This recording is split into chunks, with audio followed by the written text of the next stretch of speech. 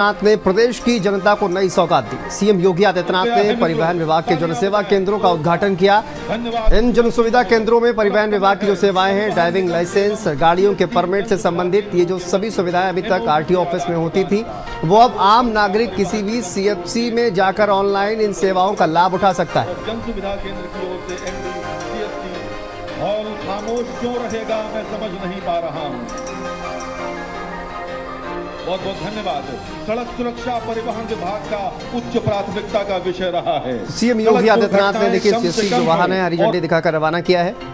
परिवहन विभाग हमेशा प्रदेश के अंदर यह समय का साथी है।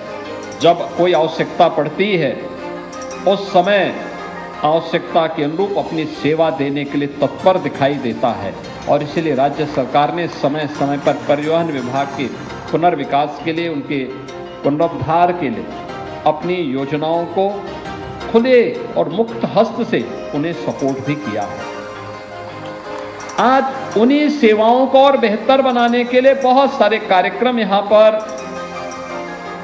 प्रारंभ किए गए हैं, जिसमें जन सेवा केंद्रों के माध्यम से परिवहन सेवाओं को उपलब्ध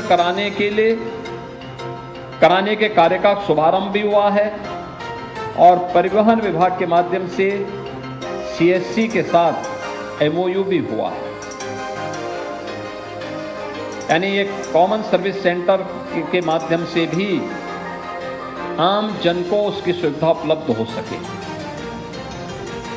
वह अपनी जरूरत के हिसाब से परिवहन विभाग से जुड़ी हुई सेवाओं का उपयोग कर सके। आज ये एमओयू यहां पर संपन्न किया गया है।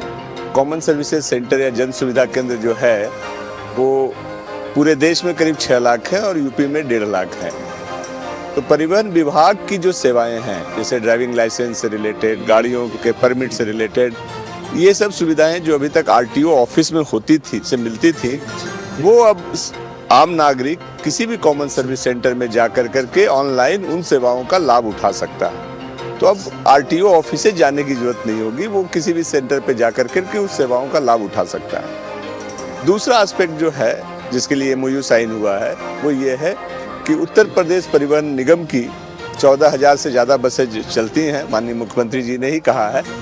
उन बसों के टिकट जो हैं वो गाँव में कोई भी आदमी सीएससी के माध्यम से कटवा सकता है। तो कहीं से कहीं जाना हो, जैसे ट्रेन का टिकट ऑनलाइन कटता है या जहाज का टिकट कटता है, उसी तरह बस का भी टिकट ऑनलाइन किसी भी कॉमन सर्विस सेंटर के थ्रू कट सकता है।